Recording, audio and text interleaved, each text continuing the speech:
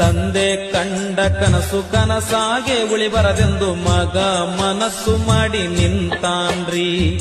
ತಂದೆ ಮಾಡಿದ ಕೆಲಸ ನಾನು ಮಾಡುವೆ ಎಂದು ಜನರಿಗೆ ಇವರು ಹೇಳಿಬಿಟ್ಟಾರಿ. ಸುಳ್ಳಿನ ಜಗದಲ್ಲಿ ಸತ್ಯಕ್ಕೆ ಜಯವಿದೆ ಎಂದು ಮತ್ತೊಮ್ಮೆ ಸಾಬೀತು ಮಾಡೋಣ್ರಿ. ಬಹುಮತದಿಂದ ಇವರನ್ನು ಆರಿಸಿ ತರೋಣ್ರಿ.